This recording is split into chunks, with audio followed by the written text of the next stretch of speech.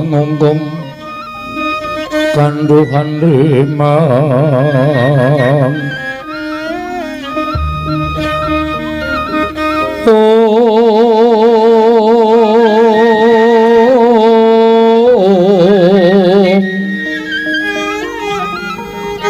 lerleno tanpa kanin yen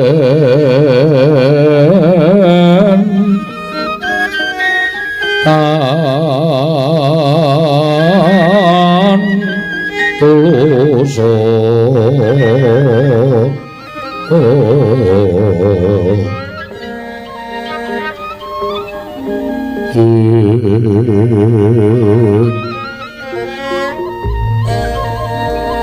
kamanggo sang dyao omo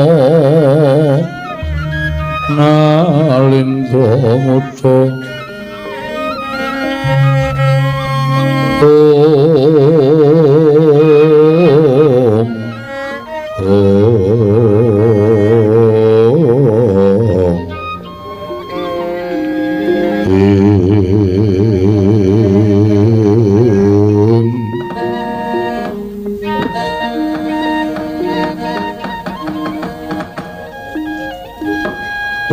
Mastu Nomo Sidam Sekaring Bawuna Langgeng Kakang Rodo Kakang Resi Kanika Putra werkencang warudayeng Pak Pong Bu bolong kali codhe sapa sing gawe punami di malah istripun radi kagiat raos sing manehipun ing Raka Siti Pangadal dene Paduka Diprawidi Bathara Guru nyaketaken sukmanipun ingkang sawetawis sampun mapan wonten ing kasuwargan teka tinimbalan sowan wonten ngarsa Paduka Jati Murti menika mboten sanes kejawi namung atmanipun Dewi Sinta Prabu Rama Wijaya Wayahulun Lesmana lan Lesmana Sadu menika mangku sulas kados pundi di Kakang Godo mugi dados ing kawuningan bilih sak mangke sampun titiwanci Wayahulun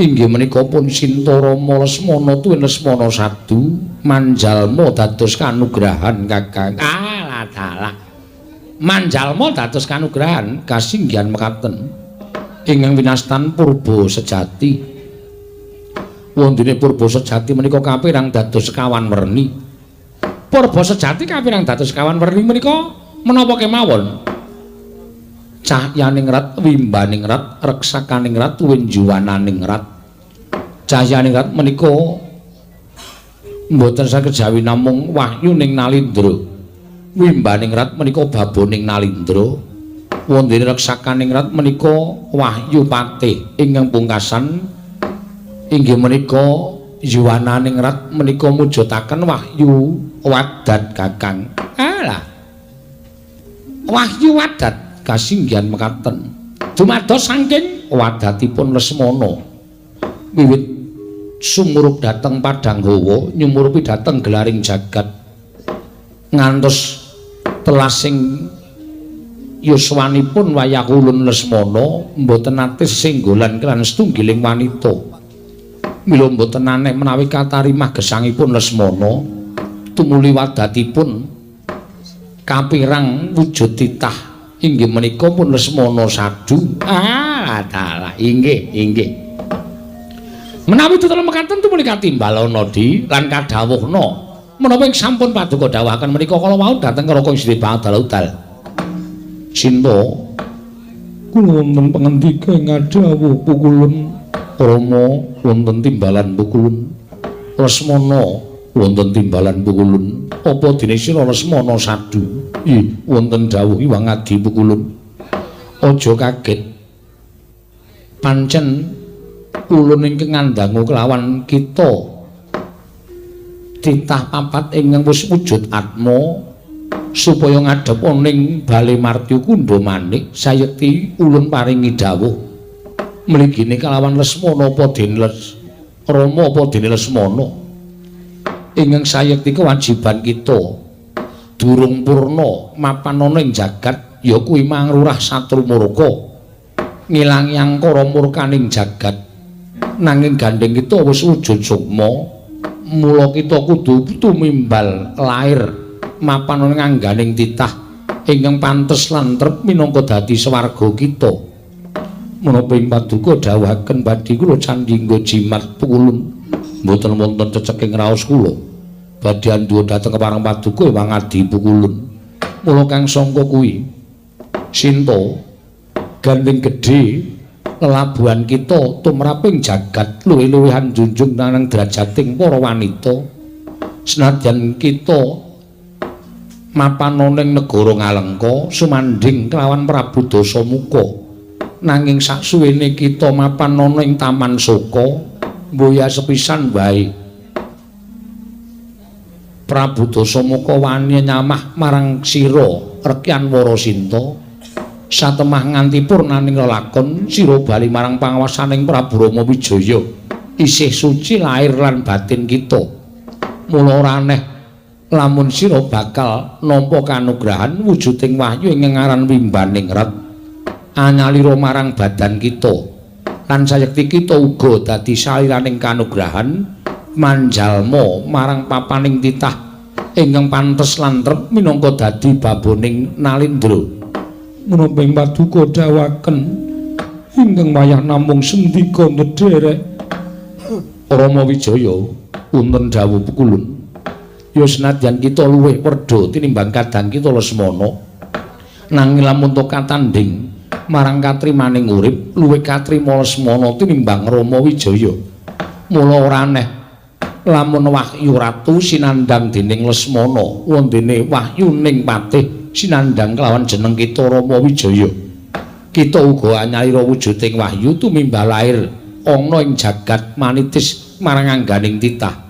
Nuningging ngestaken dawuh paduka pukulun nuningging ngestaken dawuh paduka pukulun Dilesmana Sabdu ya kuwi pecaning wadating si Lesmana dina samengko uga anyalira wujuding wahyu ing winastan wahyu wadat kita uga ulun keparengake tedhak ning Madyapada manitis marang sawijining titah ingkang pantes ketitisan wujuding wahyu wadat mula kang sangka kuwi titah ulun Sinta Rama Lesmana Badhe Lesmana Sabdu dina samengko ulun tetepake mboya ana liya kejaba mung papan astana Gadamadana ingkang kinarya tumedhaing wahyu purba sejati sabab ya mung turasing para Pandhawa padene turas Mandura ingkang pantes minangka dadi wadah kita wahyu papat cacahe mau nggih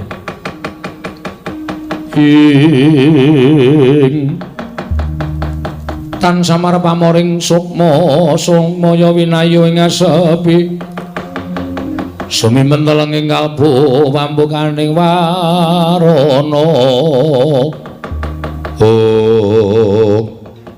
mula kita surti ngati-ati nggone mapanake jiwa raga kita manjing angganing titah sabab wahyu mau lamun pener nggone mapanake kasuwargane yekti bakal babar katentreman nanging to sisip nggone mapanake kasuwargane yekti bakal gawe srana hujating jagat Sinta Rama Lesmana Padhe Lesmana Sabdu muninggi pukulun lajeng bidalipun ngabdi benjang menapa pukulun bidalipun ngabdi benjang menapa pukulun bidalipun ngabdi benjang menapa ora kitang sambung bocor lintang miling-milingna nggon kita ngambah dirgantara prapting astana Gadamadana lamun mengko ana titah ingkang wis wani nglakoni semedi sarta titah ingkang bakal njajal lenggah oning sela tilaraning Rama Wijaya nalika semana ya kuwi ingkang kuwat kedunungan wahyu ning ratu lan wahyu baboning ratu nggih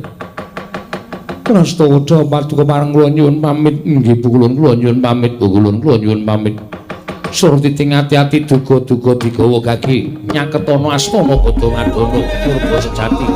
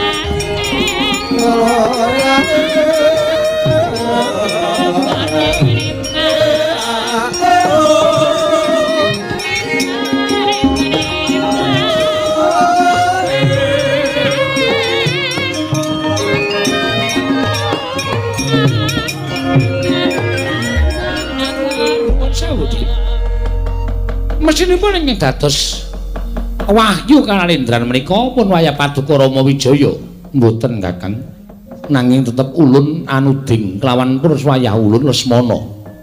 Lajeng kula nuwun sewu dasaripun menapa? Dasaripun nalika Prabu Rama Wijaya cubriya kelawan kadangipun Taruna inggih menika pun Lesmana kinten badhe anggunjak dhateng Dewi Rekyan Warasinta satemah wayah kula Lesmana ngantos sumpah nedya wadat selaminipun gesang boten nyanding kelan setunggiling wanita. Mila kasutapanipun Lesmana ing mekaten menika kala wau tinampi dening panguwasaning para dewa. Nadyan menawi dipun petang mawi babagan yuswa sepuh Rama Wijaya tinimbanipun Lesmana nanging meneping budi miwah ikhlasipun manahipun Lesmana menika nglangkungi dhateng ingkang raka mila sampun satrepipun menawi Lesmana menika ngapatah dados wahyu nalindra wondene kadangipun sepuh Rama Wijaya namung pikantuk wahyu ning patih anyalira wahyu ning patih ingkang badhe sak mangke nerasaken wijining krangka wonten ing nusa Jawi Kakang. Nggih.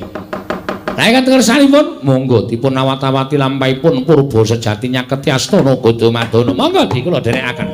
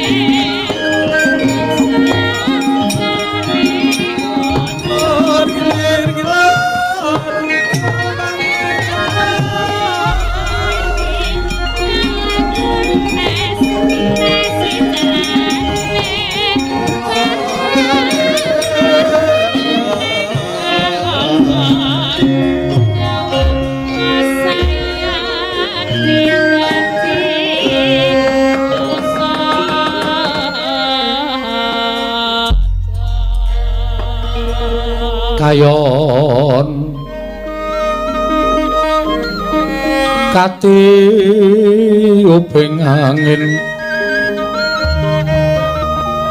sumya swaraning rongyan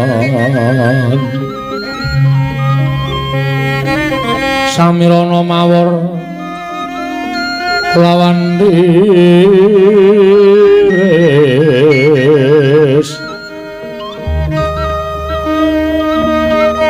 lumrang kantaning puspita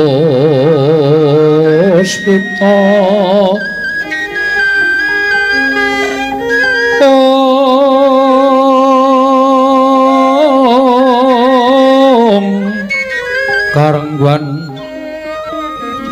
putyan iro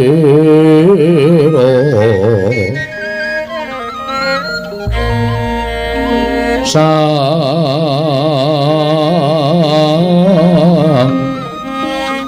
tujo warambrangan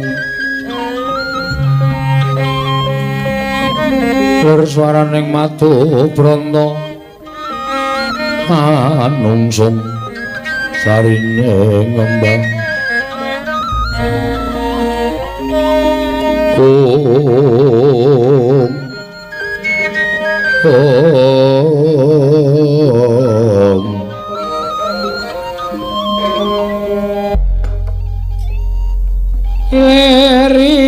ler tandure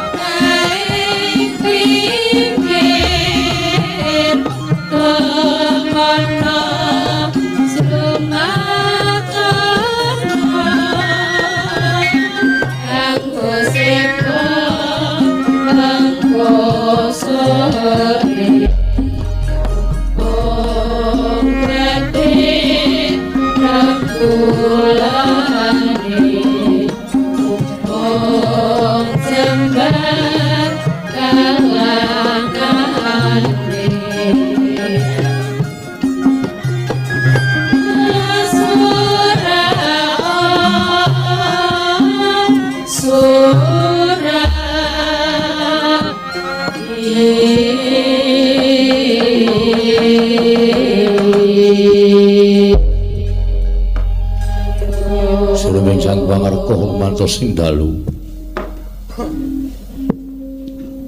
ora ana ing ngatondo kejawiamung kekayuan ateges wonten jagat ing pakliran mracilane ngancik mangsa kesanga ndungkap alang ingkang goro-goro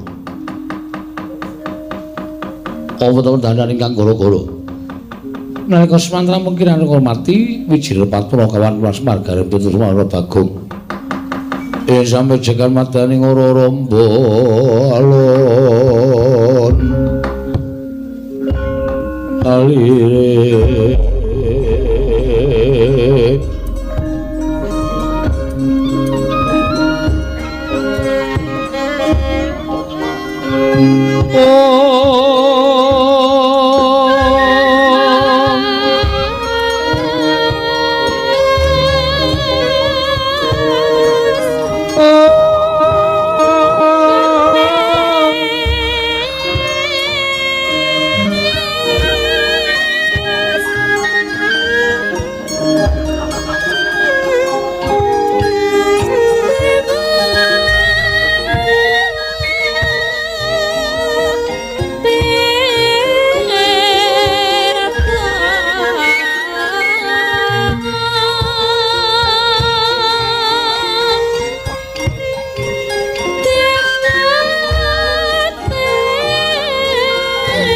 Mirem-mirem kembang bopong tarate bang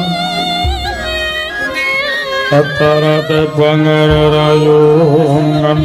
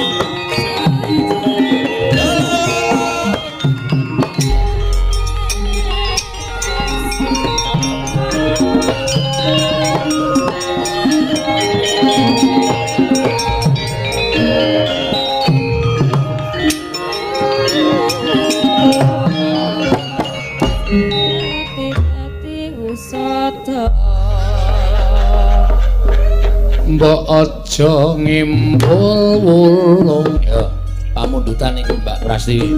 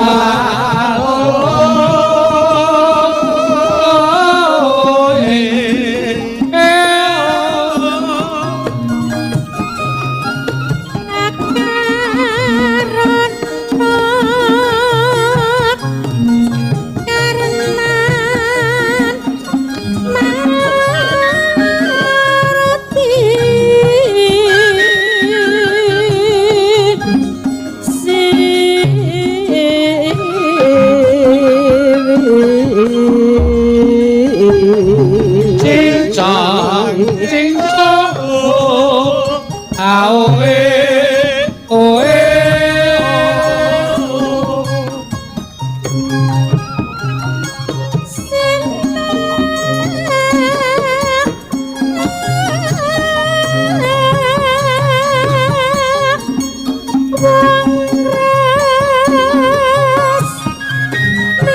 bali meneh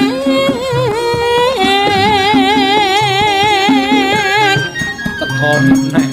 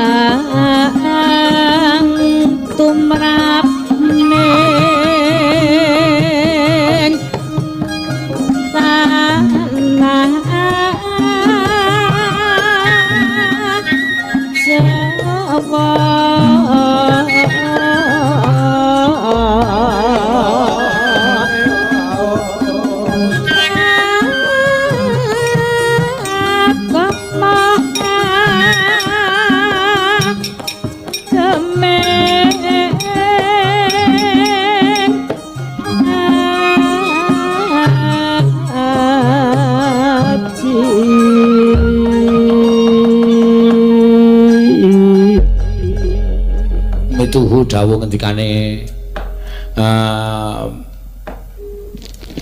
Pini sepuh utawi tiyang sepuhipun Bapa Tugiyana kula wau paring dawuh kaliyan kula nyuwun pangkur rambangan sampun laturaken lumantar swantenipun presiden kula ingkang nembe kemawon sampun kaparingan sehat walafiat Ibu Prastiwi wah jan wis kae deg-degan pamite karo Petro ki jan arep mangkat kok gliyeng. Wah ya nek arep mangkat nyambut gawe aja ngombe anggur.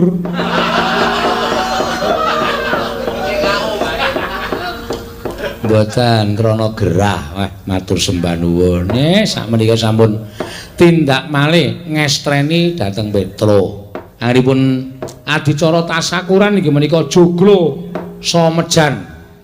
Ing dalu menika dipun resmekaken kangge kabetanipun masyarakat kangge aktivitas para warga wonten pundi kemawon saking pundi kemawon boten dipun watesi menawi betahaken joglo menika inggih dipun persilahaken utawi dipun semanggaaken namung kedah wonten aturan-aturan kedah dipun leksanani badhe kagem sinten kemawon nggih badhe ngagem joglo menika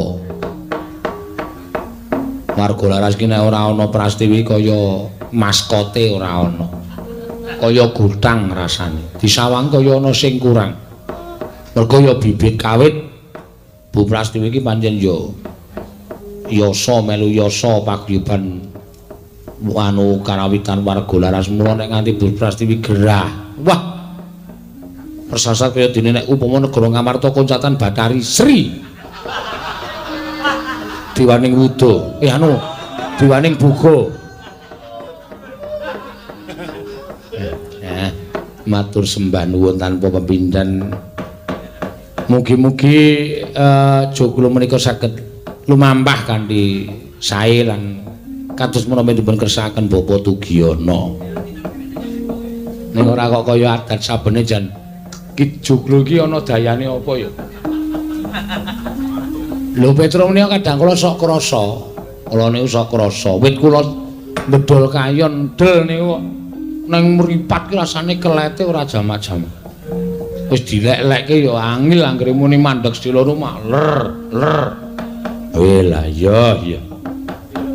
Ora apa-apa karang ya karang kayu kadang kala sok ana dayane, kayu tesek, kayu sok dienggo tolak-balak. Kayu apa jenenge iki timo, kayu sok dienggo rangka keris ya apik ya iso ana artine ya. Piye Jawa menika pancen kebak menapa nggih? Kebak paniti priksa saengga saged ngawuningani bab ingkang ning ora kaya bengi iki.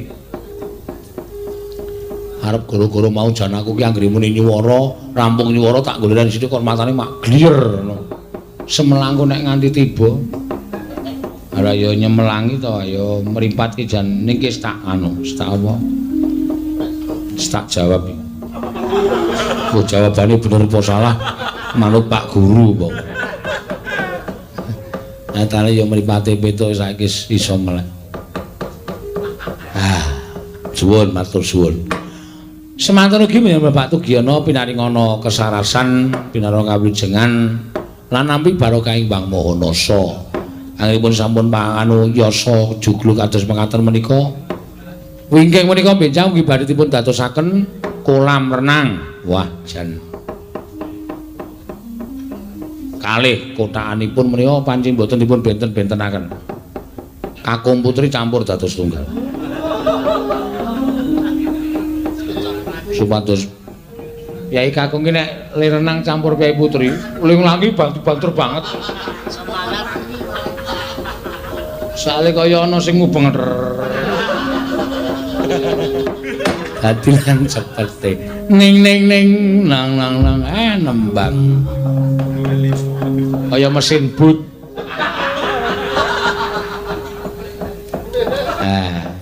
Tak nembang sing kepenak. Jan. Kanca-kanca ketok sumringah, ketok bringas. Tabuhane wit surima kaya bedah-bedahno kendangan talingan. Luar biasa. Aming prai sewengi kok kurmasa kaya pulih otot bebayune. Luwak elok tenan. Wingi sore bali saka Depok Jakarta. Wah. Kanca-kanca ketok semringah. Aku tekan omah ki rasane ndeluyut. Mas ayo tak pujak-pujakke. Ben tak sebut men wong isep treming. Lancar rezekine, sehat awake. Gendang iso ning ATM. Iso kirim ning aku. Ya wong ki ayo kula ya wis nyambut gawe sak kanca ya wis malah. Sing jeneng lelakon ki wong mlaku telung jangkah kowe ora ngerti nek bakal kesandung, ora ngerti nek bakal kejeglong. Apa meneh mlaku pirang-pirang jangkah. Ana kesandung, ana kestimpete. Kacoban tumaping Petruk. Aku ya langsung lillahi taala. Ora apa-apa. Pancen ngendikane para sepuh, nek kowe golek rezekimu tansah kentir, rezekimu tansah ilang, ana sing ilang, ana sing kentir ki kurang nggonmu sedekah. Oke, ora masalah. Kanca-kanca cukupi kabeh. Manya ngapain? Dianggap apa ini? Arep bali ra nggawa apa wae sopirku tak tantang ayo tuku mobil aku. Sisane delek-delek.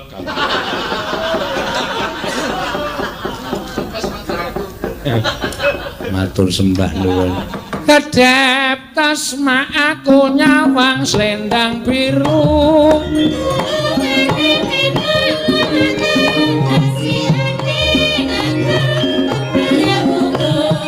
Nyampe kaking sore sempit gawe minggu potong aku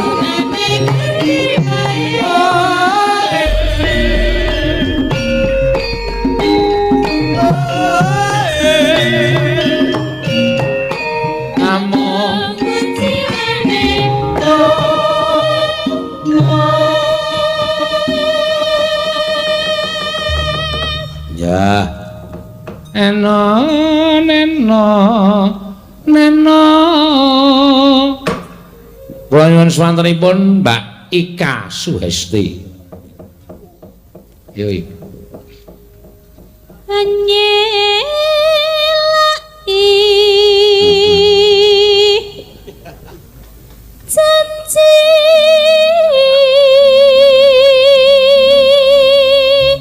Selendang biru selendang biru selendang biru selendang biru aduh jane iki kaki anggere kemayu ki rasane kaya ki arep ngelomot-ngelomot tebuk aku mong enaki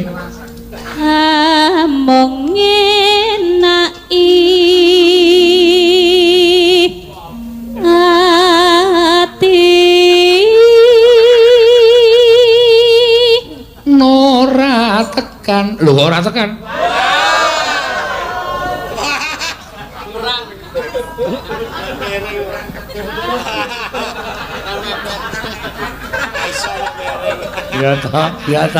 ya ta mau diting celebung to cangkem apa muni ora tekan to kurang mepet kok aja mereng iki dol kewajiban selendang biru baleni kok masuk wajibane ditinggal ora ya siji loro telu ya selendang biru anjen ngantuk ya Pak ngantuk napa heeh lah urung iki mau ki urung urung to urung iki urung wis krasa apa aku kok wis nyenang ngene nek urung ora ya omong urung kowe kok wis yuk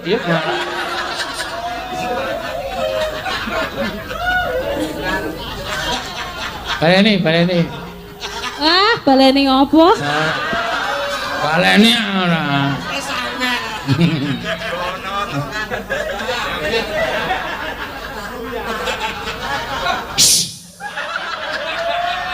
wis dijupuk wong tekan ndi mau ya wis diteruske mawon nggih moh lah wis dijupuk wong lho hah wis ora dijupuk to wong anu mau piye to nek anu ki ndak kan batin ora tekan kuwi yo ora batin setiamu ora tekan batin setiamu ya batin setiamu gah neh aku le ngajari batin setiamu ngono aku tunggake sithik rumah saku apa-apa kok sarwa salah lho omong kok rewel to ya batin setiamu ayo kurang doyang selendang biru yo tetepno iki ya tetep ono janjimu Serapang. selendang biru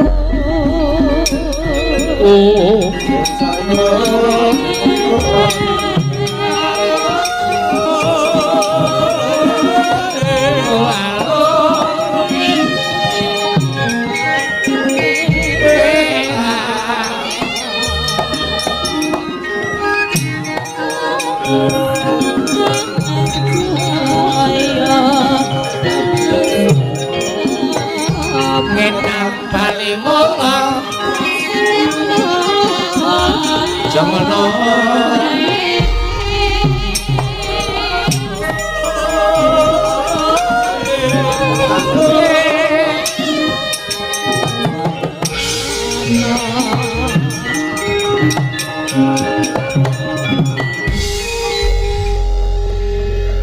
neng pendopo apik terus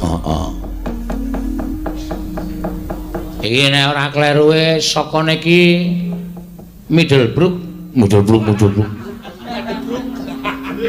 Middle piro? Ya sekitar 20-an selawenan itu. Heeh. Menawa digawe rek. Emoh. Gawe ora tau tak tunggoni Kang. Ora tau tak nggone ming AS piye? Ha iya. Ya wis ora apa-apa. Sesuk dinggo nek ora iso dinggo latihan. Ha iya.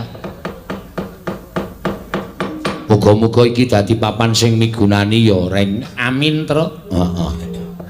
Muga-muga dadi papan sing migunani tumraping masyarakat lan dadi sarana panjenengane Bapak Tugiyono anggone yasa iki ya iso kasembatan apa dadi penjangkane. Amin. Amin. Jaluk pancen ngono. Karo apa terus ana lapangan voli bareng. Ya papan kanggo kebutuhaning masyarakat. Ngarep iki gawe lapangan voli, mburi kolam renang, sok jare mburine arep ditambahin kok.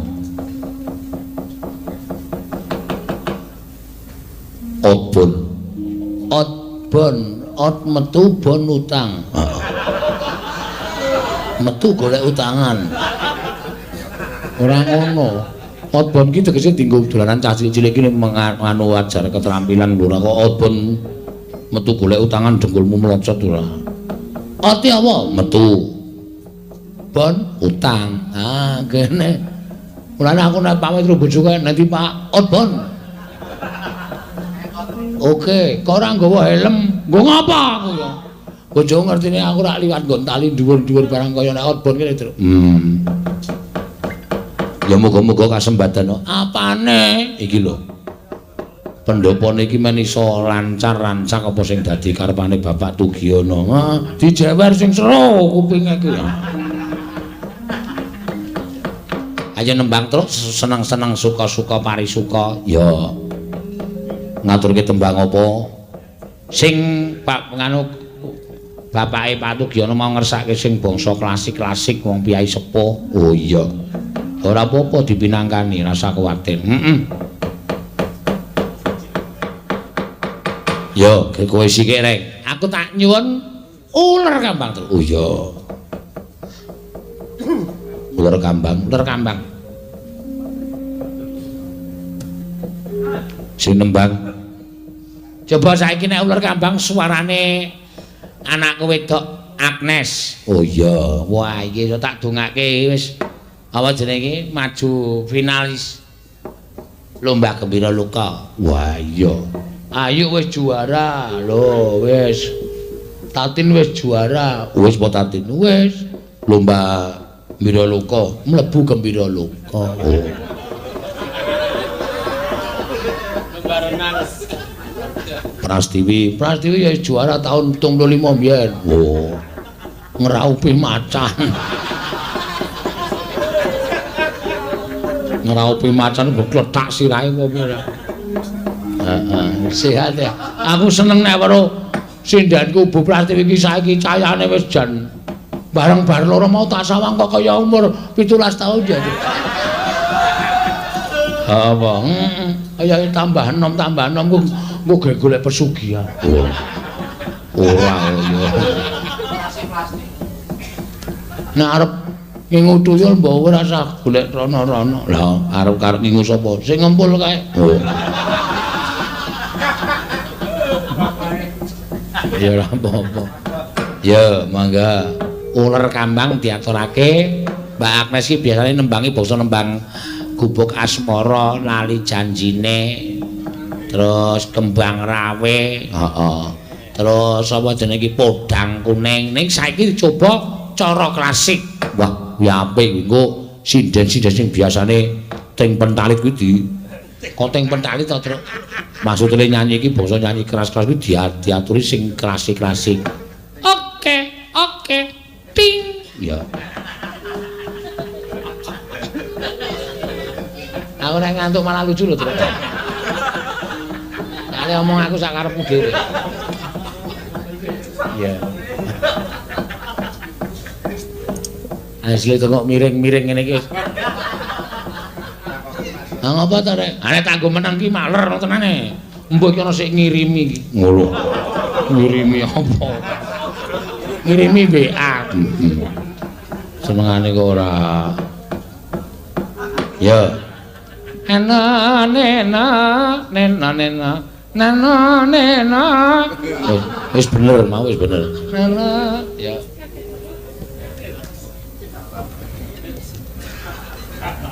Jarwo muda iya go nek nang kamar mandi sewengi pindho ping 3 mesake sing ngosek ya terus. Nyandang Jawa kok minggu nyandang nguyuh. Ameng nang kamar mandi kok blangkonan.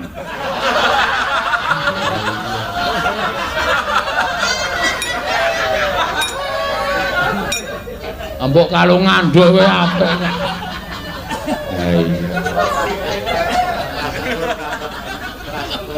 Ya. Enak.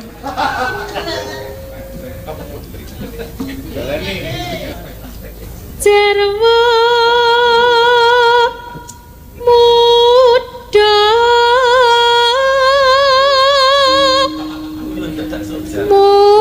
mudane sang Prabu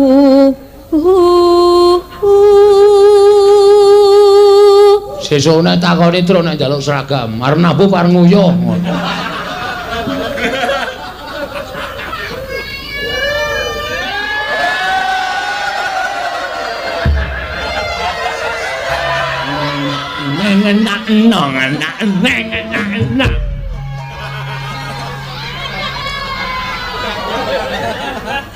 Ora. Kapokmu kapan?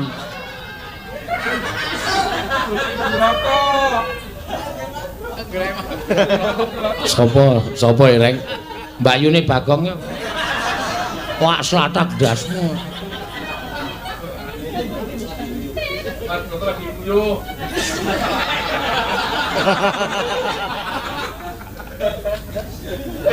Neno neno.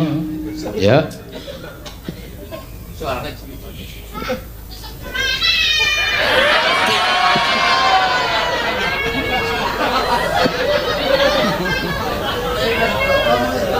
Neno ayo ditabrak wae.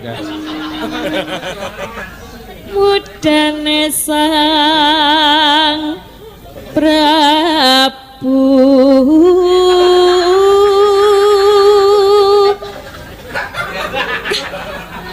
Kresna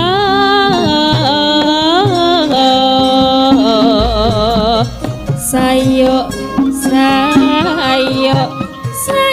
bukan setiane selalu mas kowe kata rayang nyambut gawe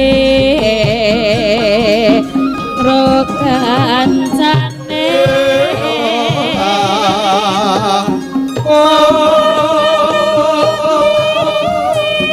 saranan ning bangsa kinclang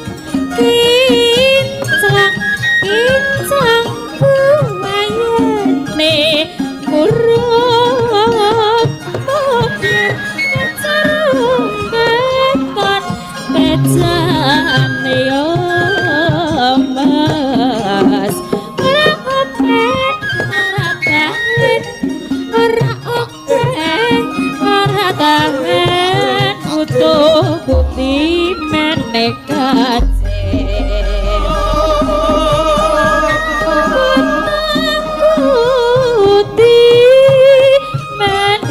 Kajen ora pati ayu nanging pikurane ya lah ya mas ya lah ya mas mane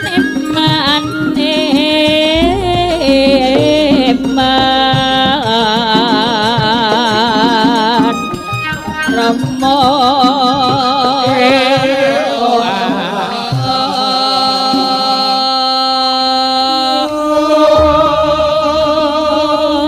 Iki sasmita apa ya, Tru?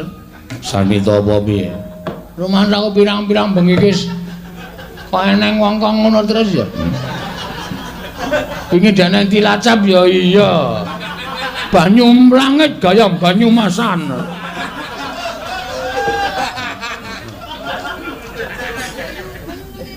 Ya ora apa-apa ngene. Kuwi bakale lancar rezekine. Amin. Ayo. Tenang wae pokoke. Aja diganggu. Modar ora.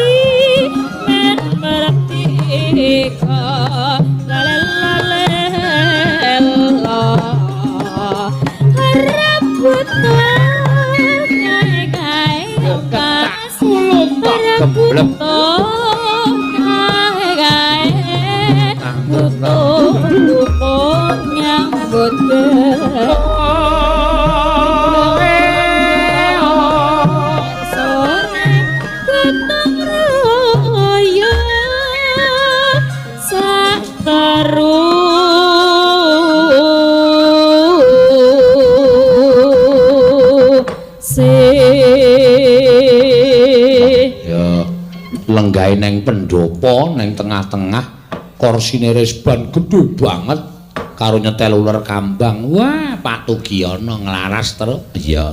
Dasare salone leboke gentrong, mudhuk kemlungtrang kae. Nenane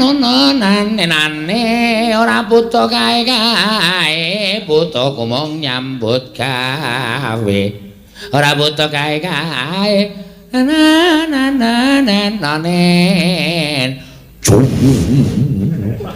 mergane neng jero genthong. Iya. Bar kuwi manuke muni. Mbah, ayo pendopo nek centeli manuk paling ora apa rek cecak rawa. Murai batu. Heeh. Batu kali. Batu kali bandem dasmu iki po. Cak rawa murai batu. Wah, tung tung leng. Nek arep komplit iso muni cinta tak terpisahkan cender ana cak dikit. Ora krungu wong iso diajar lho.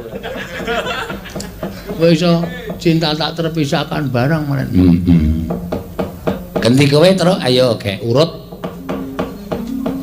Engko gek paripurna. Ayo. Tanyuwun suarane sapa sing urung muni? Mbak Ayu Purwalestari. Bawa apa? Rujak jeruk. Weh, lah suwe ora metu kuwi. Dimenyurake. Ya.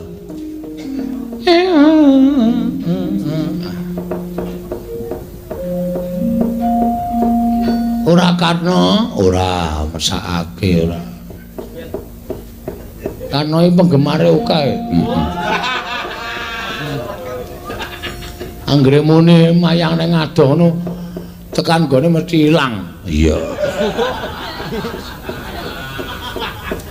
Dipethuk sapa? Sing mbau reksa. Ayo wong bejane dhewe-dhewe sing ngampir iki akeh iki sedulure pirang-pirang. Pancene iya. Yuk.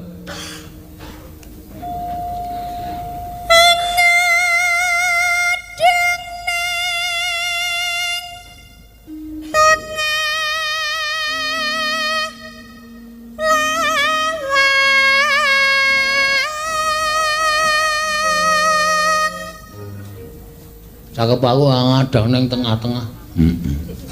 Bul metu pinggir.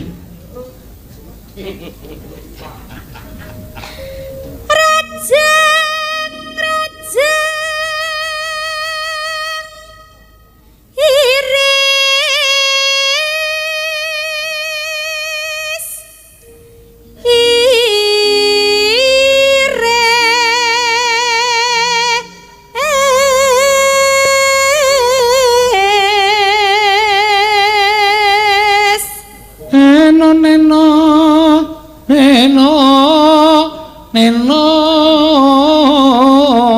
Wah, enak. Ayo.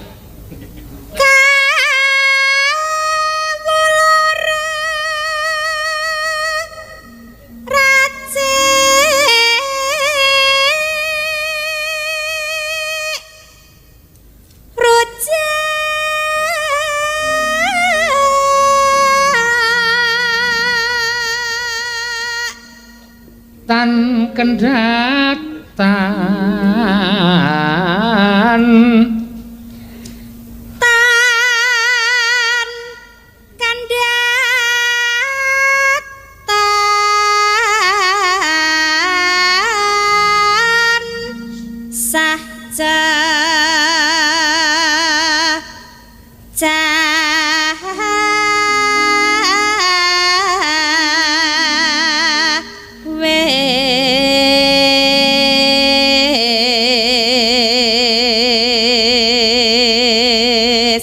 mugi tatya jampi mugi tatya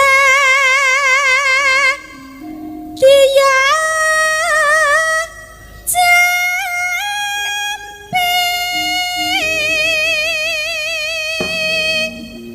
rujake kinacer Ribuan Pak. terus kowe wae Rujake kinacar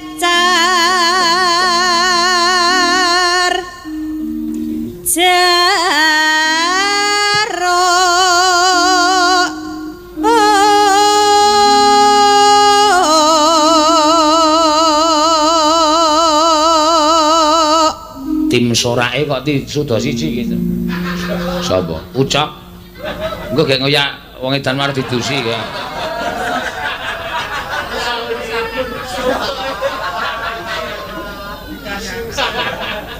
cah gerakas dua punur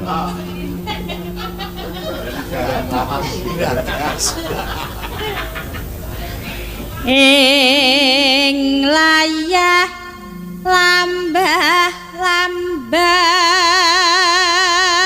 mantel ora wis tak elekke kok amo dilambah-lambah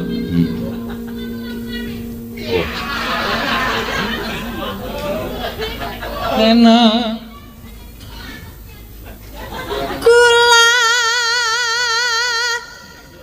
Jawa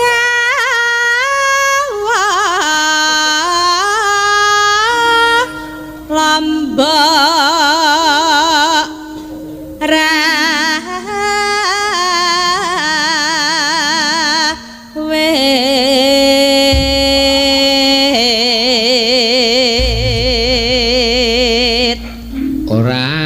suwe bapak netole wis teko ning nang ning joget ya terus ya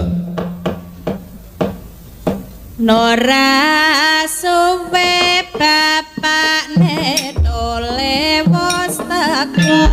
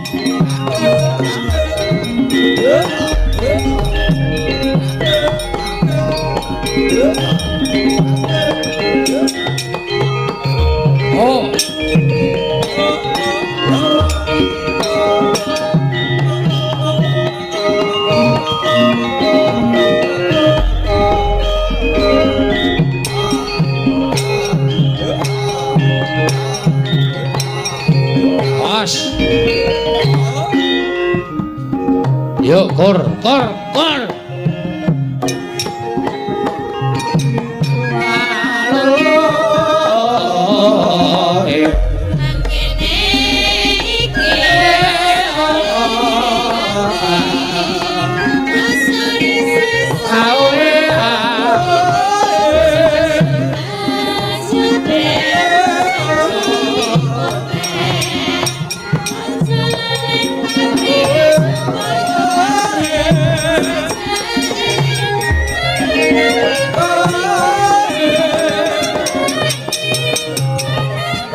Laku tak.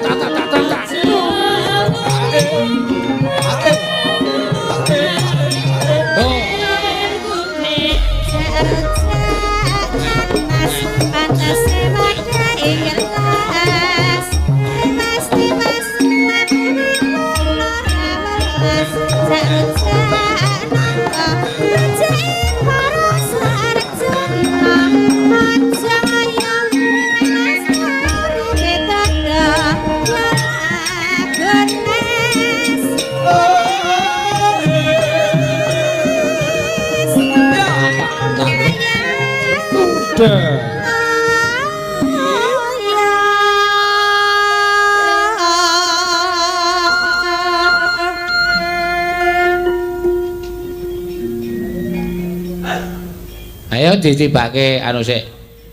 Pocong. Oh iya. Sinten, Mbak? Sinten? Lho, ayo kepiye? Mbak Neti. Iya. Pocong.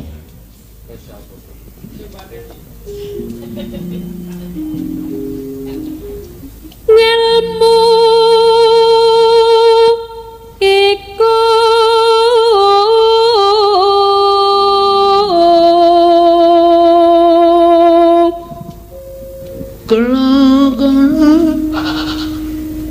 Ngapa iku?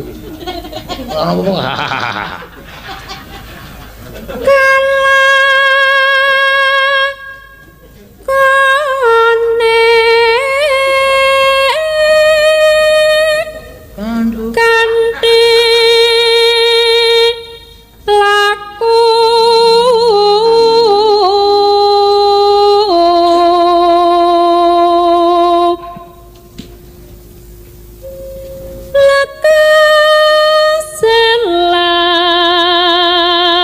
Lekase sawankal.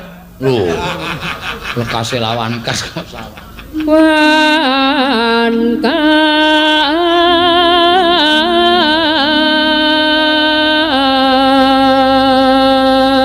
tegese kas nyanto.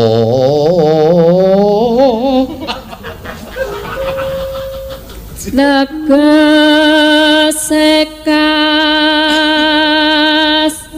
nyanto sani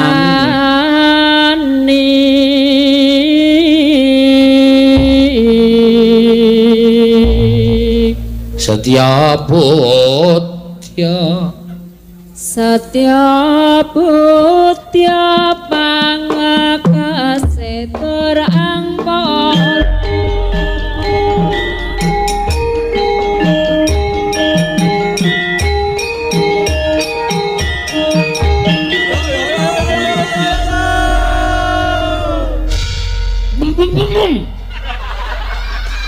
terus Leng terus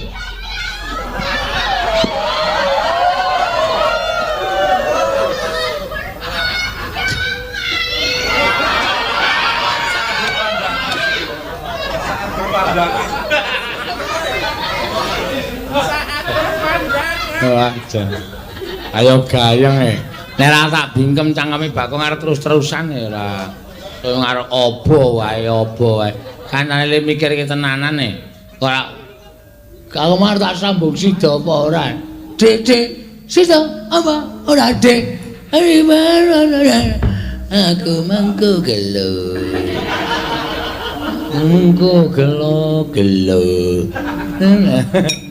ngawur bakong itu ora ya wis ya ya iya apa nembang-nembang apa-apa as ora ceniningan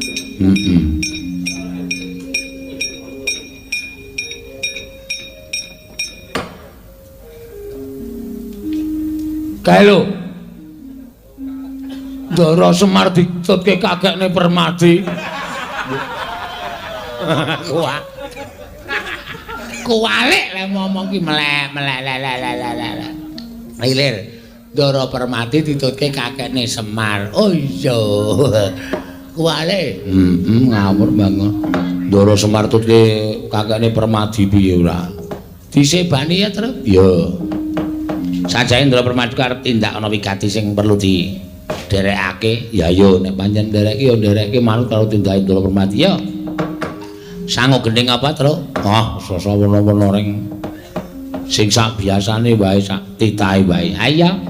Janing yaning talaka kadiranget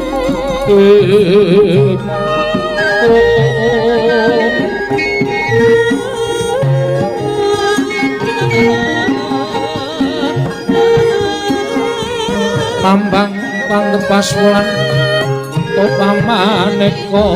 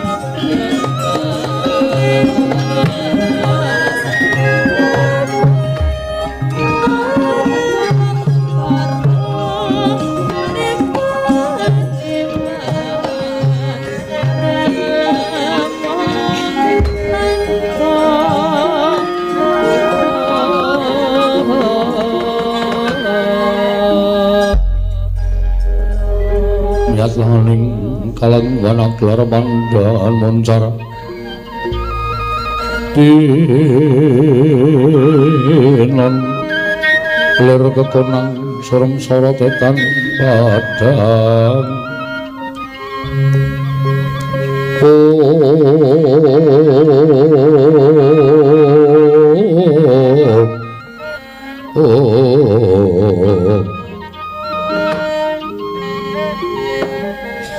enten apa Gus? Mas Suryani kok mboten kados adat sabene. Pripun? Kula aturi paring dawuhan ngabdipun Semar Ndara. Kula nedya nganglungaken jangga. Niringaken karna Den. Enten apa terus arti dateng pundi Ndara? Ndara kula Ndara Permati ajeng tindak pundi, Den? Ajeng kesahan tindak teng pundi, Ndara? Siwa Semar, Kakang Semar. Kula Nampa sasmitaning Jawata. Yen to dina samengko Jawata bakal matedhakake kanugrahan. Yoko ingkang ngaranan Wahyu Purba sejati. Londene Wahyu Purba sejati bakal mudhun ana ing Astana Gada Madana. Mula Kakang Semar praptaning permadya ing Karang Kadempel sayete manadya nganti marang Kakang Badranaya supaya nglarapake sowan marang ngersaning Kanjeng Wokapi Jembawan entuk palilah permadi mapan ana ing Astana Gada Madana Gayu wujuding kanugrahan purba sejati Kakang. Samareka den prayitna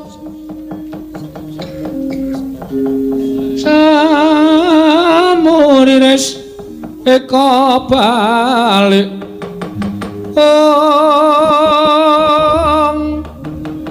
titiyani gandayani Tresnya purnama sasi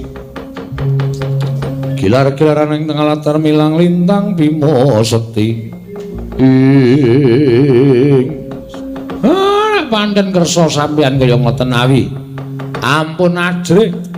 Ampun wedi kangelan Ndara. Awi kula derekke mengke kula sing matur kali Jembawan napa keperluane Ndara teng Astana Gada Madana. Latmara Sang Arjuna punyakan amanungsan.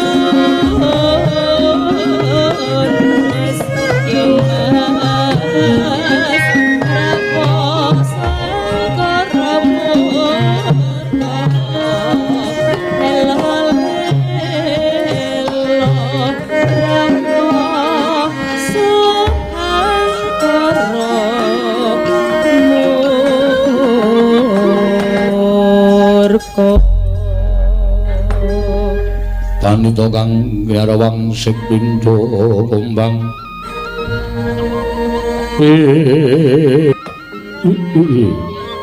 Oh Mas Tunama Sidam karing bawana langgeng Jembawan kula ngaturaken sembah pangabekti kula kunjuk kula tampi dawah sami-sami Bapa Penemban aku ngaturake sembahku kunjuk marang Bapa Penemban Jembawan Gusti Ayu kula tampi dawah sami-sami kula nuwun sewu menapa to sababipun dene jeneng andika anak Prabu Ndarawati Teka rawuh wonten ing Astana Gadamadana monggo mboten cecala ingkang saderengipun Bapa Penemban. Estunipun malih-malih menapa? Sowan kula wonten ngersanipun Bapa Penemban Jembawan menika namung badhe nyuwuni dipalilah Bapa Kapi Jembawan kula sakadang menika badhe neter dhateng trimaning gesang sarana nggayuh kanugrahan ingkang mapan wonten ing Astana Gadamadana. Monggo miturut sasmita ingkang sampun kula tampi tuwin sasmita ugi ingkang sampun nampi dening Koko Prabu Mandura. Bilih Jawata badhe matedhaken kanugrahan namung mapanipun wonten ing Astana Gadamadana mila Penemban. Sowan kula wonten sukalanipun menggali paduka Bapa Penemban Kapi Jembawan. Klilanana kula badhe mapan wonten Astana Gadamadana dinten sakmangke badhe lampah semedi maladining wonten telenging Astana Gadamadana papan pesaranipun Pepunden Mandura Bapa Penemban Kapi Jembawan. Gonjang ganjing langit kelap-lapaten lir kincanging risang mawe gandrung ing gandeng jengandika anak Prabu Ndarawati anak Prabu Mandura tuwin Gusti Ayu lara ireng menika tasih kapernah turas Mandura. Mila dosa menapa menawi kula sandhang menawi kula wantun handhuwa dhateng parangipun anak Prabu Ndarawati. Aduh ngaturaken panuwun ingkang tanpa pepindhan. Namung kula suwun Bapa Penemban Kapi Jembawan. Sakmangke mugia menawi wonten piranganipun titah utawi jalma menungsa ingkang minggah wonten ing pertapan mriki. Saha badhe mapan wonten ing Astana Gadamadana. Menawi menika sanestu Ras Mandura kula suwun kanthi sanget Kakung Durna sampun ngantos mlebet wonten ing Astana Gadamadana. Krawaca dawuhipun anak Prabu Mandura kula tartemtu ngestakaken dawuh. Menawi telu mekaten nggih suawi monggo kula bikak korining astana tumeni mapan wonten teleng Astana Gadamadana. Koko Prabu monggo. Ya, ayo Kresna Sembadra. Kakang Prabu piye ayo gage mapan ning teleng Astana Gadamadana. Adhiku bocah ayu. Kresna sinayang manggala mintonaken.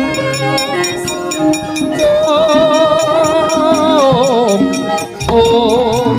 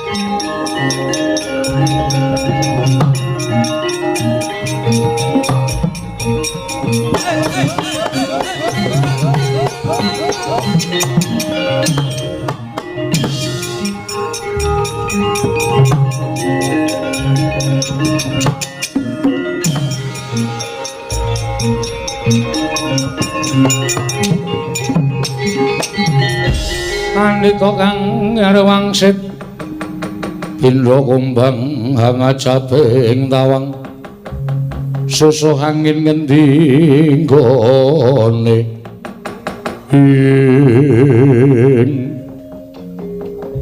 Kiai Semar iya Jembawan aku sing sowan menika sinten Kiai lah kok ganti kowe ora apal iki rak momong aku Ndara Permadi to Raden Permadi. Iya. Raden katuran karajan rawuhipun Bapa Penemban. Tansah pinaringaning kawidadan sowan kula. Kula ngaturaken sembah pangabekti kula kunjuk. Kula tampi Raden dawah sesami-sami Ki Lurah Petruk wilujeng pangestumu Jembawan slamet. Ki Lurah Bagong wilujeng pangestumu Jembawan slamet aku. Wonten menapa Kiai Semar? Dene jengandika nglarapaken putra momongan jengandika pun Raden Permati. Nuwun sewu. Oh Kapi Jembawan, mugi andadosna ing kawuningan. Bilih kula nampi sasmitaning Jawata. Dewa badhe matedhakaken kanugrahan mapan wonten ing Astana Gadamadana. Inggih minastan wayu purba sejati. Mula saking menika wonten suka leraning penggali jeng andika penemban Jembawan. Kepareng wanglilani saha paring palilah dhateng ing putra pun Permati. Badhe mapan wonten ing astana Gadamadana dinten sak mangke menika penemban gunjang ganjing langit kelap-lapaton.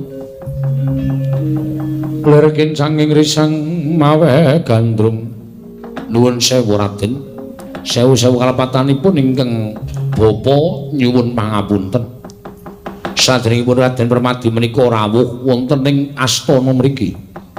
Estrinipun Noteng Darawati, anak Prabu Sri Bathara Kresna, anak Prabu Mandura Tuwin, Gusti Ayu Lara Ireng sampun rawuh wonten ing papan mriki lan ugi sampun mapan wonten ing astana Gadamadana. Monggo pitungkasipun utawi welingipun Nalindring Mandura, anak Prabu Baladewa. Sinten kemawon boten dipun parengaken mlebet wonten ing astana menawi menika sanestu ras Mandura tegesipun boten wonten sambung getih tuwin daging kayan pepunden Mandura ingkang sami sari wonten ing astana Gadamadana. Mila kula nyuwun pangapunten Raden Permati menawi jeng andika Raden boten kepareng lan boten saged mlebet wonten ing astana Gadamadana Raden.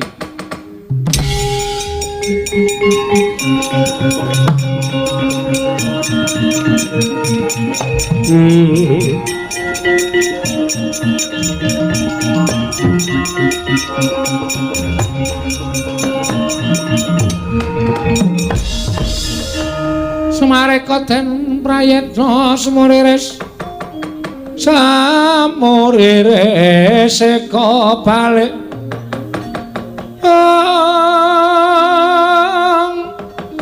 titiyani gandayani trisanya purnama sasi gilar-gilaraning tengah latar milang lintang Bima Sekti. Mbawan kula wonten dawuh ki lho Ra.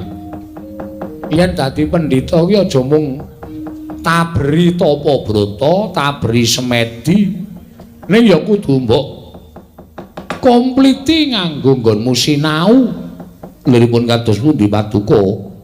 Kiai Semar paring dawuh mekaten. Kowe mau muni piye? Ora ngeparengake Ndaraku Permati mlebu ning astana Gadamadana. Kowe celathu kowe ngucap yen ora ana sambung getih karo daging karo wong Mandura. Aku tak takon iki putrane sapa? Putranipun Nalindra Kresna Prabu Pandhu Dewayana. Kuwi rak bapakne lah mbokne. Inggih. Inggih piye? Piye putranipun Sang Dewi Prita? Inggih Dewi Kunti. Kunti kuwi Ndaraku kuwi kulawarga ngendi? Inggih. Menika rayinipun Prabu Basudewa. Prabu Basudewa ki ratu ngendi? Nalindra Mandura. Lah, saiki etungen. Ndaraku Permadi ki apa ora ana sambung getih karo wong Mandura? Nek Ndaraku Permadi mlebu ning astana Gadamadana ki tegese tilik para leluhur kang padha sumaring astana Gadamadana. Lah kok dadi kowe ngucap nek Ndara Permadi ora ana sambung getih karo wong Mandura? Ya, kowe iki munyuk tuwa goblok. Ora ngerti sejarah, waton iso ngucap. Lah nek upama ora ana aku mesti Ndaraku Permadi ora kelakon mlebu ning astana Gadamadana. Ning nek wis tak sejarahke ngene iki piye? Ayo, etungan Jembawan.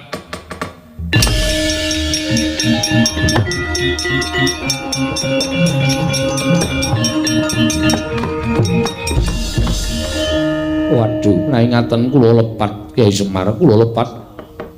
Jebul pinanggihipun Raden Permadi menika tasih turas Mandura. Wah, culek mripat. Munyuk tuwa pecical-pecicil. Dasaripun munyuk menika mripatipun kados mekaten menika. Wis gek mlebu ndoden mang mlebet teng astana Gadamadana. Mengke Jembawan iki kula sok kok nganggo gedang ambon. Mengke rapun ngetamel nika. Apa wis dikeparengake Kakang Semar nek mboten entuk kula gulunge astana Gadamadana to.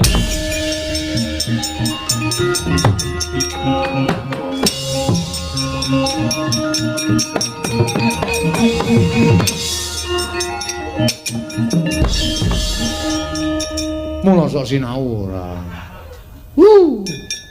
Kok dadak untumu. Nyuwun pangapunten ora Petruk, ngampura ora. Didera. Mboten. Wah, pahit iki. Dadak tak suwuk barang men entuk bebadan malah tekor. Dadak nganggo mangan barang malah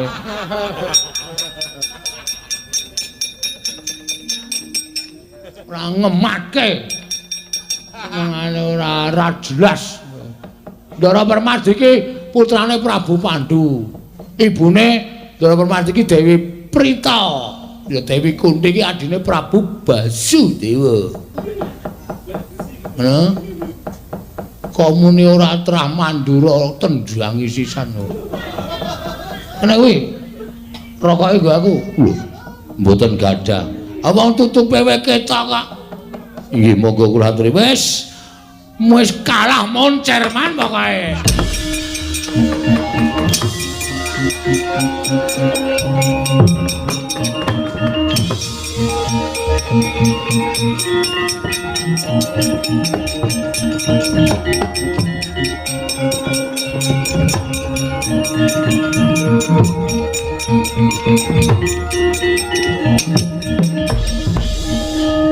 Ngopo Kakang Semar nyegat lakuku mangke riye sinten jero astanane wong gawat-gawat Kang Raka Sinuwun Ndarawati niku ya ora kena disuwawa atine luwih-luwih Kang Raka Sinuwun Mandura wah niku wong kau wong dosa iya lha terus piye Den Purba sejati menika kapirang dados patang werna cahyaning rat, wimbaning rat, reksakaning rat, juwananing rat, cahyaning rat.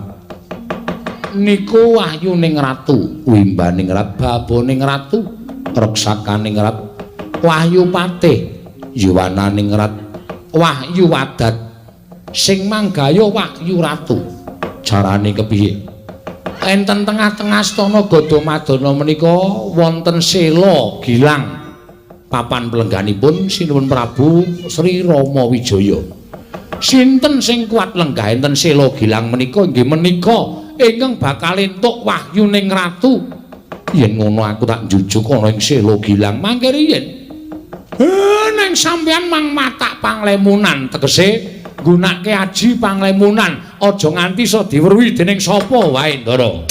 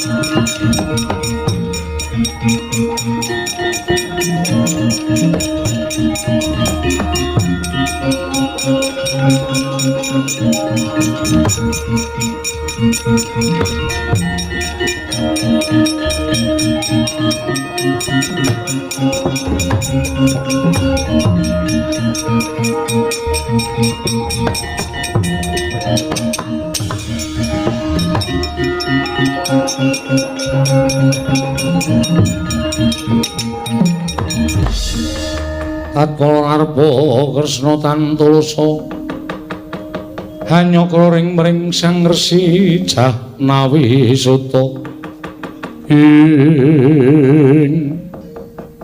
iki kok dadak mandhep bae apa Kresna kok ora Bu tasih kemutan aturipun ingkang rayi menapa mboten simbah mendi Purba sejati menika wonten sekawan yo aku isih kelingan cayaning rat wimbaning rat reksakaning rat juwananing rat wahyuning ratu menapa cahyaning rat ingkang dipun jangka Kang Prabu wahyu ingkang pundi lho mesine ya cahyaning rat supaya aku ingkang bakal pinardawa kamulyanku sak anak turunku sesuk bakal dadi nalindra nusa Jawa mrengaten syaratipun wonten syarat yo sinten ingkang kiyat lenggah sela gilang tiraranipun sawarga Prabu Rama Wijaya Sang Marting Jagat inggih menika ing badhe kedunungan wahyu cahyaning rat wahyuning nalindra watu ngarep kuwi inggih menika papan pelenggan menika mboten baen-baen ora saben wong kuat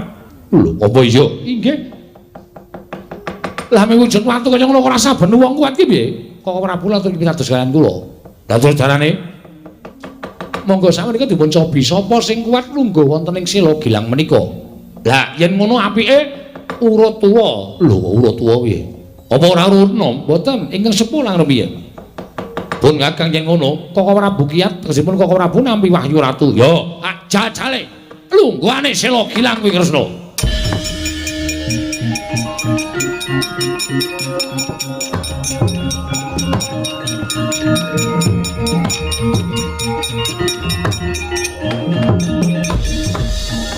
Kanggrahitanata Mandura Prabu Baladewa. Bilih madyaning Sela Gilang sampun lenggah Raden Permadi ingkang sampun abadan. Amatek aji panglemonan tegesipun boten kasat meripat. Sigra arsa mapanaken lenggahing nata Mandura wonten ing Sela Gilang. Tanggap risang Permadi den jongkongaken dawah kalenggak nata Mandura Prabu Baladewa wau.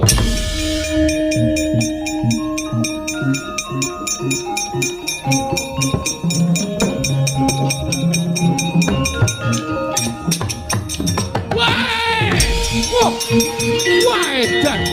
Lho.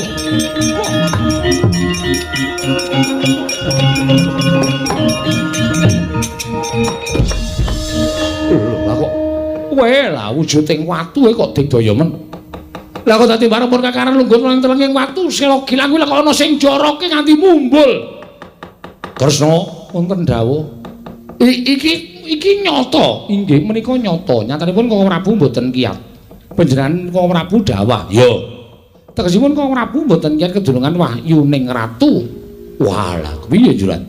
Iya sampun kedah nrima. Ya wis. Ora entuk wahyu ratu ora apa-apa. Ning waton pun Kakang entuk peranganing saka purba sejati maupun Kakang wis trima.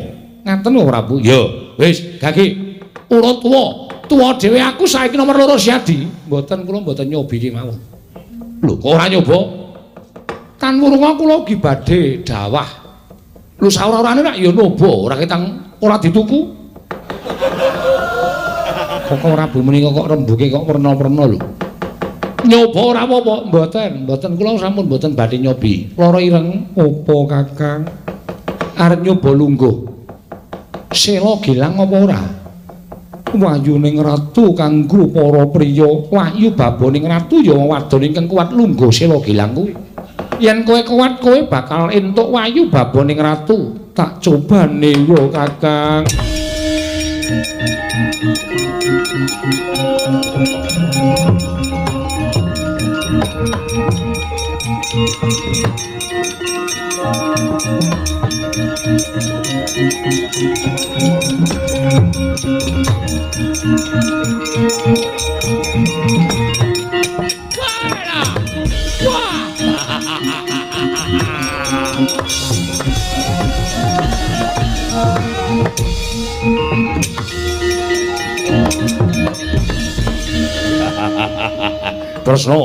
Kresna wonten dawuh.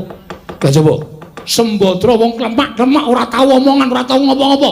Lah kok jebul malah uripe ketrima pun Kakang. Sembadra lungguh Sela Gilang kok katon kleprek kepenak kene ngrasake.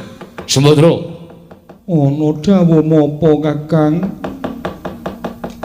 Piye rasane? Iya aku gumun malahe. Lho malahe gumun piye? Malah gumun.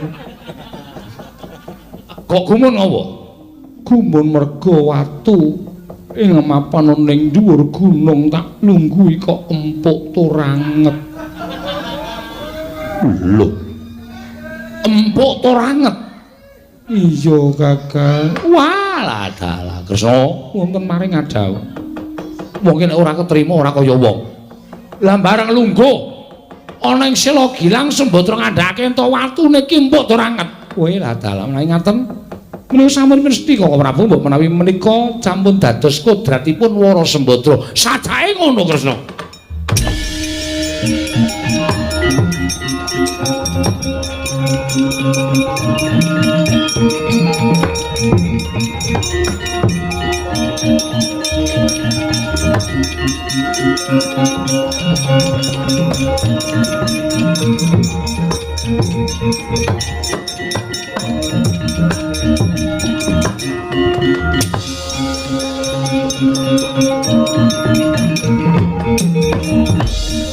nyarengi rawuhing wahyu purba sejati ingkang dumados saking sekawan werni cahyaning rat wimbaning rat reksakaning rat jiwananing rat sigra tumiyup wonten ing astana Gadamadana cahyaning rat manjing angganing Sang Permadi ingkang nalika semanten matekaji panglimunan wimbaning rat mapan angganing Dyayu Wara Sembadra ya lara ireng nata Ndrawati pikantuk wahyu reksakaning rat wondene nata Mandura pikantuk wahyu jiwananing rat jangkep manjing angganing trah Mandura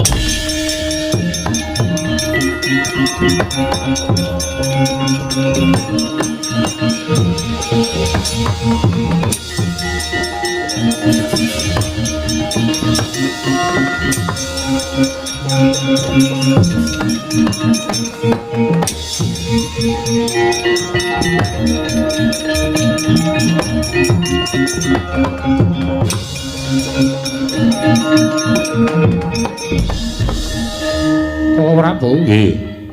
Kala Prabu kraos napa mboten? Krasa apa? Cumorot saking dirgantara menika wujudipun wahyu sekawan werni ing winastan purba sejati. Lho apa wis manjing? Sampun Kala Prabu. Lah terus wis manjing. Iki petungane piye? Perangane piye? Peranganipun kula pikantuk wahyu patih reksakaning rat. Terus Kala Prabu pikantuk jiwananing rat. Jiwananing rat tegese jiwananing rat menika wahyu wadat. Wahyu wadat inggih. Waduh. Wahyu wadat sampun dipun tampi kemawon. Ya.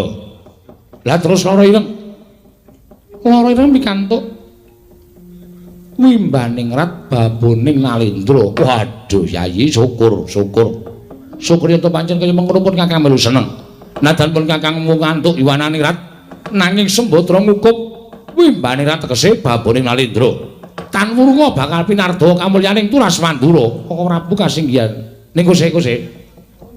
Lah kok etungane mung 3. Jare si Adi ngendika 4. Cayaning rat, wimbaning rat, reksakaning rat, juwananing rat kuwi tegese 4. Aku entuk juwananing rat, Jadi entuk reksakaning rat. Lara ireng entuk wimbaning rat. Cayaning rat nanti. Kang apa? Watune saya suwe kok. Kaya ana sing ngetapel. Kang ora ana semut kok kaya dicokoti semut. Tanganku kaya dijiwiti. Kakang iki apa iki mengko gek demit sing mapan ana ing Sela Gilang. Wis to, kowe iki rasa obah. Menengo wae to. Wis ben dinengkil tutuk nyokoti awakmu semute engko rak leren dhewe. Nek untune lara, semute engko nek nyokot nek untune lara terus leren, ora bakal diterusake. Ora kuwi ya. Lara ring sambat to kowe. Sapa sing nyokoti kowe sapa? Semut. Lah kene mek semut kok gegeri apa? Entuk wahyu mek cokoti semut kok gegeri ora rasa geger. Kang. Lha nyokot saya gedhe. Tekan nggon kelek barang. Wis ora apa-apa nengno wae engko nek mendem kelekmu rak semute mati. Kanggre nyokot nggon kelek, katutan rambut. Semute engko mesti mati ya mbok. Wis to, wanita toan wis to. Ora usah dadak kapak-kapake, Gak aku tak medun saka watu iki wae, Kang.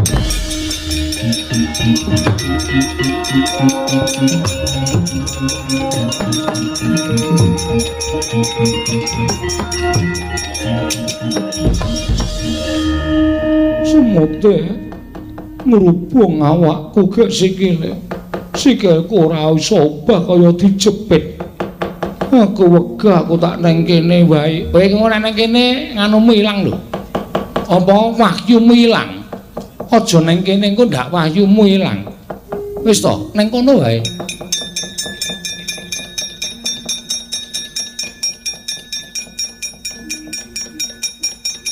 Kakang, semute kok marani aku.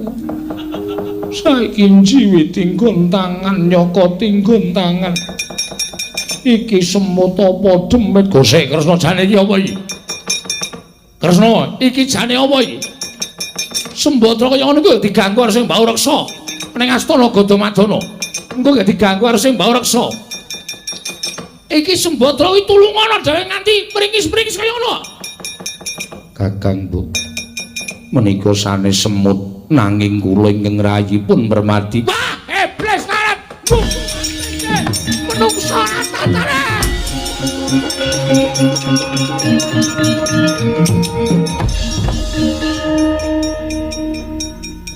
Wong wedok nek ora tau srawung. Ora tau srawung apa? Lah wong aku wis ngerti. Mula aku mau njajal lungguh Sela Gilang kuwi merga ning kono kuwi ana Permadi. Permadi kanthi badan panglemunan. Mula lemu lungguh watu ketok empuk ki merga kowe dipangku Permadi. Senengane ora tau omong-omong gawungan. Aku kira seneng karo Permadi kok. Dadi dipangku karo Permadi. Wong kowe dipangku ya meneng wae kok.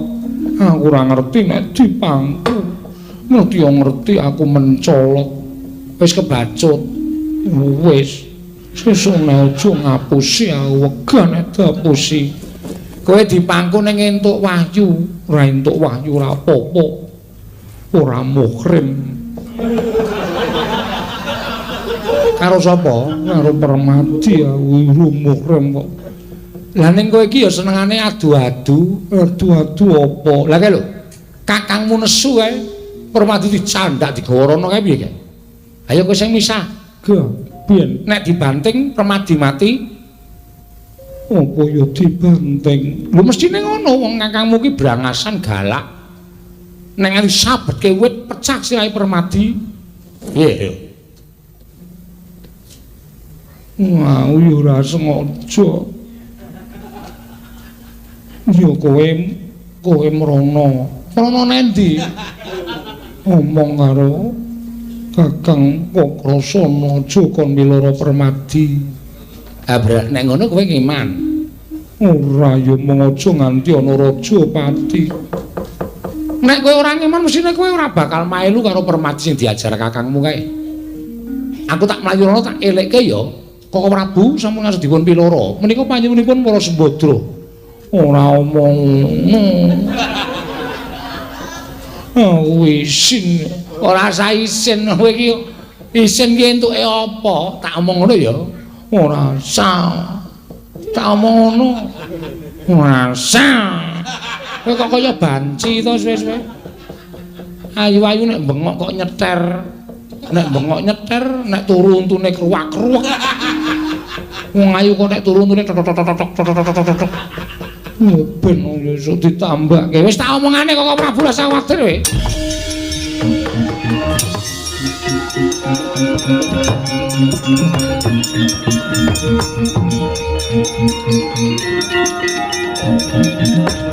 Manus maning jajalanan kowe nyolong kanugrahaning wong Mandura. Permadi, menungso ora tataran kaya kowe, ora kelakon mati dening aku derajat waran. Aku ora nrimake. Jebul kowe sing laku panglemunan lungguh ana ing Sela Gilang tlanane Prabu Ramawijaya. Mula ora jenengmu Kalwayu kudune papat ae tomeng telu. Sing siji manjing ning awakmu. Kowe ora mbaleke aja takon ora pateni nang kene. Kok Prabu, kok Prabu.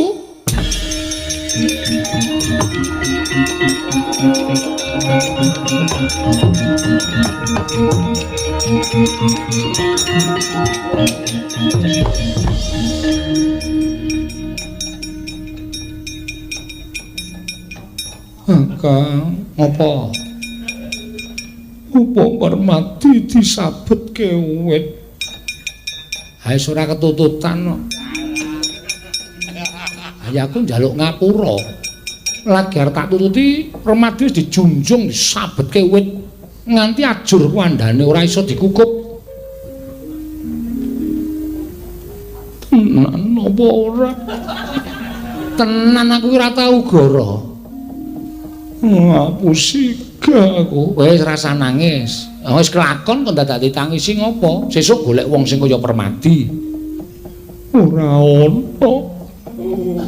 Aku Atur dene aku adul-adul. Lah wis senengane wong wedok adul-adul kaya ngono kuwi. Wis tak nangis ngopo? Mun mati tok sabutke uwen. Mati. Sing kandha sapa? Iki jane kowe iki piye? Kowe ngapusi. Tenan kok. Iya to kok ora, Bu? Sapa? Kok ora Bu ra nyabetaken Permadi to? Si nyabetke iki apa? Ora gawe masalah lho Kresna.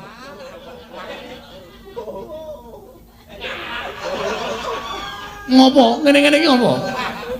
Ngardo apus-apus karo aku. Ya apa mau disabutke tenan? Kuandane nendi to Kakang? Mau ketoke awake menclat mrono. Tak tilikane mbok menawa isih urip. Aku rumangsa luput yen to aku adul-adul kok gawe kapitunaning Permadi.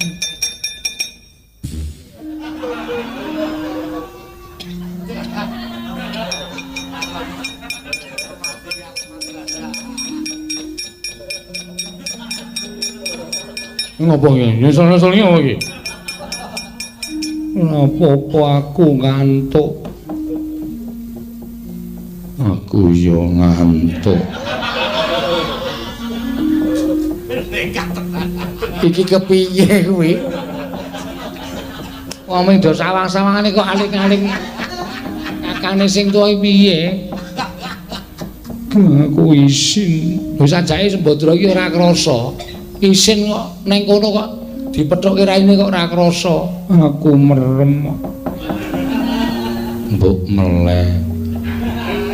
Gak ngantuk. Ya mengko tak puk-puk. Iki domongane kene iki risi ta kandhane. Grang-greng. Iki domine iki Sembadra pindah Permadi pindah. Angele Raja. Sabar ora usah dadak. Piye-piye sabar. Butuhe apa penjangkamu mesti pasrahipun Kakang Koko Prabu inggih kasinggihan mekaten Koko Prabu.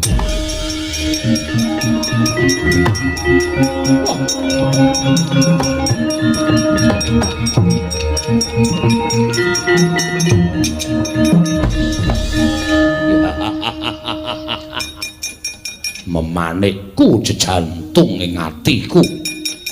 Maedan ayune kaya ngono sasat jagat tanpa tingkang aja padha karo kowe.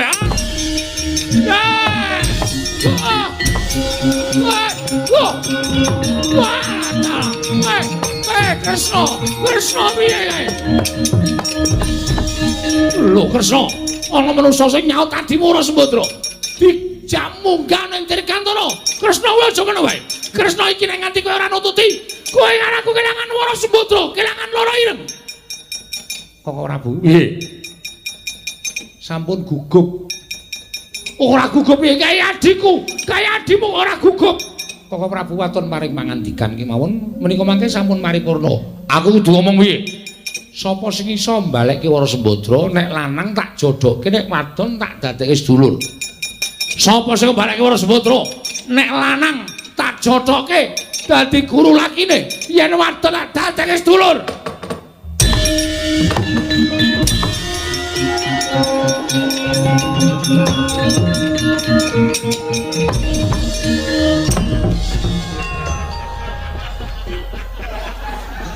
Motar.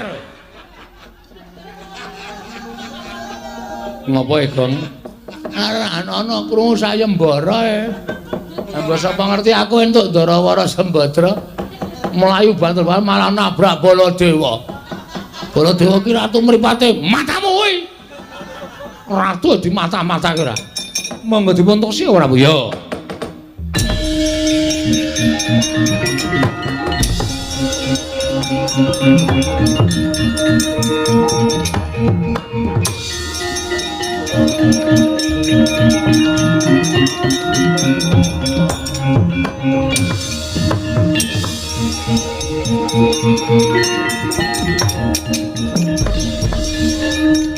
Balekno aku.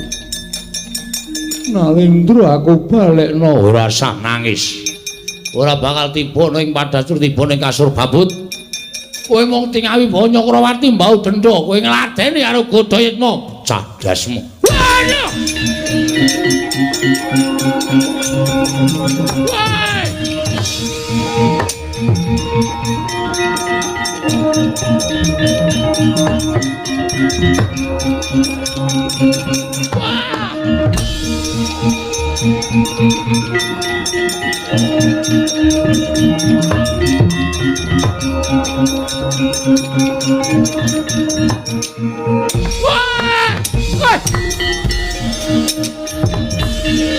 Biar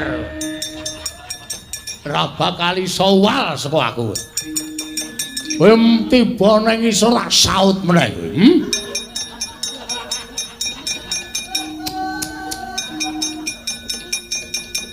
Sembodro. Loro ireng. Ada apa?